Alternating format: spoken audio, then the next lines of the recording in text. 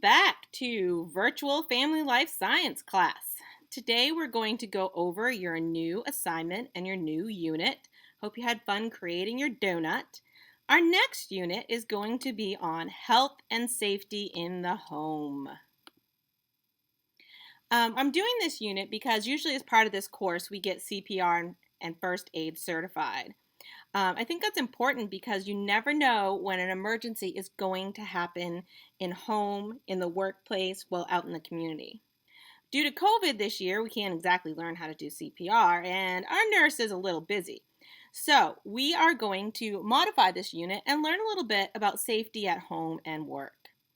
And I thought this was really funny on the beginning of our unit here. This is old Mr. Mayhem, if 2020 was a person.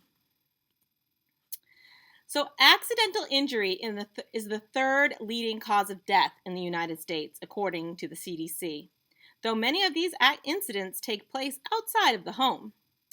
89,300 deaths occurred in 2018 from preventable injuries or injury-related deaths in the home.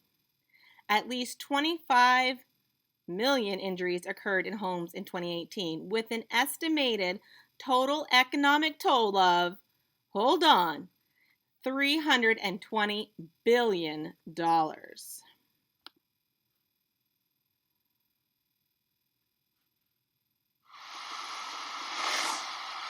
I'm your blind spot. And my job is easy. Hide big things. You're good.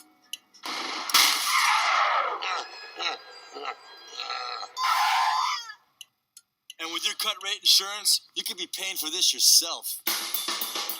So get Allstate. You can save money and be better protected from mayhem. Like me. Mayhem is everywhere. So get an Allstate agent. Are you in good hands? I'm the world's worst cleaning lady. Cleanliness was supposed to be my middle name. But then my parents settled on Janet. Now, I'm here in your home having a pretty spectacular Tuesday. But I don't notice the loose rug at the top of your stairs. And that's about to become an issue for me. If you've got the wrong home insurance coverage, my medical bills could get expensive. So get Allstate, where agents help keep you protected from mayhem. Like me. Good hands, good home. Make sure you have the right home protection. Talk to an Allstate agent. I'm a wild deer.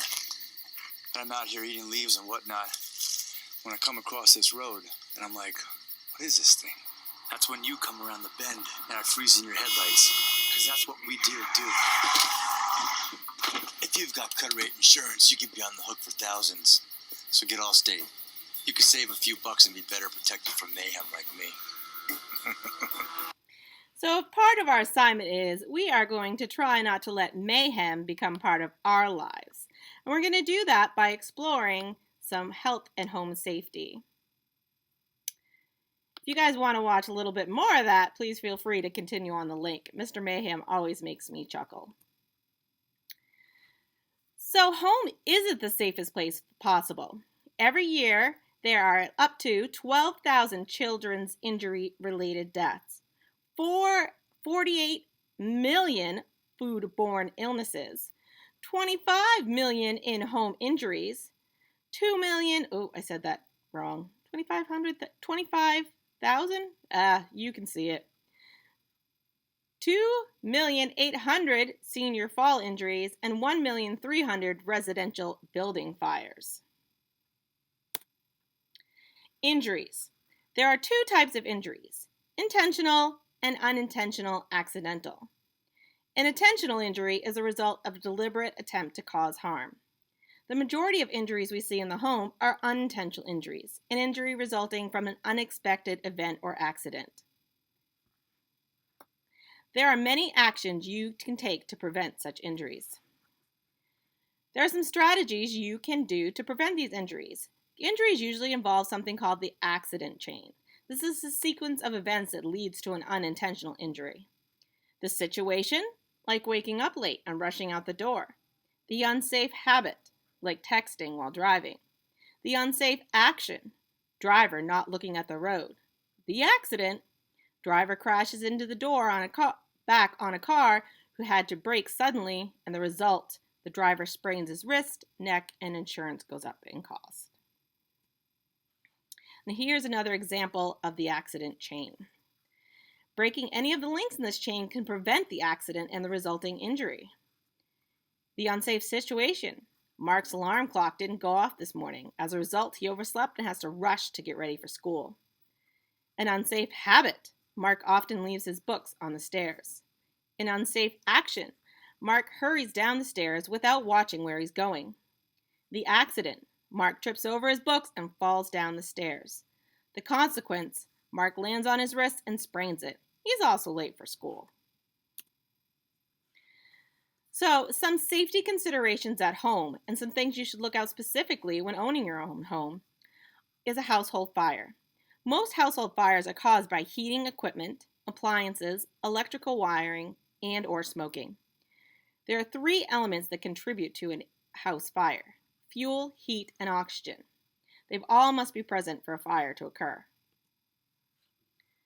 Removing one element will prevent a fire from starting to avoid unintentional fire injuries. Never leave a candle burning unattended. Store matches and lighters out of the reach of children. Make sure a person doesn't fall asleep while smoking. Keep stoves and ovens clean, and replace frayed electrical cords. Another important thing to remember is not to overload an outlet. It is important to make sure your home is updated with fire safety equipment, including extinguishers and fire alarms, and that your fire alarms are working. To increase your chances of survival in case of a fire, here are 2 life-saving devices that should be present in every home. A smoke alarm. Alarm that is triggered by the presence of smoke should be located on every floor of the home, preferably outside a sleeping area and near the kitchen. Test these devices once a month and replace batteries every year. A fire extinguisher. These are portable devices that put out small fires by ejecting fire extinguished chemicals. When using, standing away from the flames, aim at the source of the fire, not at the flames, and move the spray from side to side. If you are unsure of your ability to put out the fire, forget the extinguisher and just get out of the house and call 911. Another preventable injury that we should be aware of in the home is preventing falls. 1/5 of injuries that require treatment in an emergency room are the result of falls. Here are a few tips to reduce your risk. One of my favorite trips to the emergency room is when I tripped in a hole in my yard when I was going to the clothesline and I dislocated my ankle. Oh my Lanta, that was painful. If I had been wearing shoes at the time and watching where I was going, I might not have had that fall. So here are some more tips. Keep stairways well lit, in good repair and clutter-free, and equipped with handrails when possible. Keep the floor clean and free of spills. Use non-skid throw rugs. Use non-skid pedals in the showers or rails.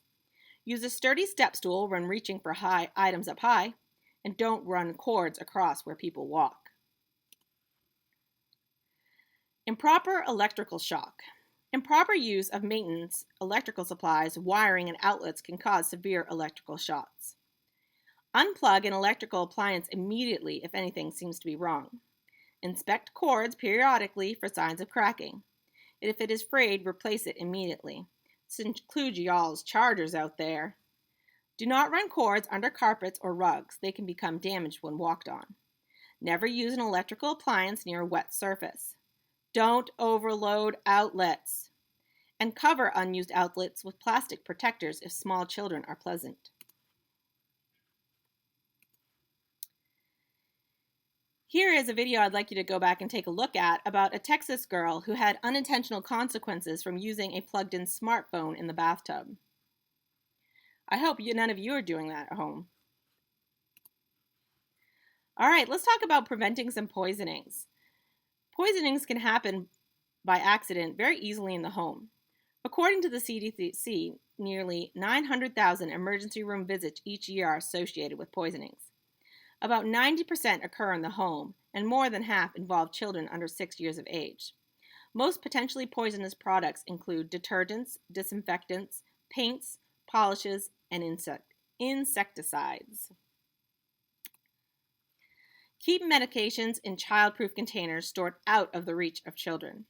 Store all household chemicals in their original containers so nobody can be confused. If using a product that gives off fumes, only use it in a well-ventilated area. And this all ties back to one of those old viral sensations, the Tide Pod Challenge. Why some teens are intentionally ingesting Tide Pods. I hope nobody ever tried this out there. If you want to go back and take a look at these videos, you can. Child safety. This relates back to the Tide Safety Challenge and the safety around child guard packs. Firearm safety. A lot of us have guns in our homes, and it's very important that if they are, that we are safe when utilizing them or storing them. Up to 40% of homes in the United States contain firearms. Firearm injuries are one of the top 10 causes of death in the U.S. Help reduce the risk of injury from firearms by never point a firearm at anyone for any reason, treat all firearms as if they were loaded, and safely store and lock unloaded firearms. You guys are spending a lot of time on your computers lately, and when you're not on your computers, I'm sure you're on your video games. There are a few safety concerns that maybe you should think about in this area also. Computer tasks often require you to sit in one place for long periods of time and make repetitive motions while staring at the screen. This can cause eye strain and sore muscles. Lighting should be indirect and not too bright. Avoid creating a glare on your screen. Adjustability. Chairs, computer monitors, and desks should be adjusted for the comfort of the user. Now, I'm going to upload a file when I want you to look at some common home safety situations and see if you can identify the dangers. So let's now talk about your project. You are individually going to explore and research a home safety threat. You are then going to create an informational poster which you are going to present to the class. There will be a list of topics that you can choose from uploaded with this assignment. Poster requirements. Your posters need to be eye-catching and effective. They need to have a catchy title. For example, be safe, be aware, fire dangers are there. They need to have at least 3 statistics stating the impact of the risk on families, homes, or communities. Please cite your source. For example, in 2019, there were 18 fatal fires in Maine, and I just referenced where I got that from. At least 5 tips to address or prevent injury from the safety category. For example, check your dryer vent and clean out lint filter after use, in reference where I got that from. And at least 2 illustrations depicting and enhancing your poster and its message. This may not be printed and pasted onto the poster board. You can free draw, trace, or manipulate via Art Studio. And here's an example of that.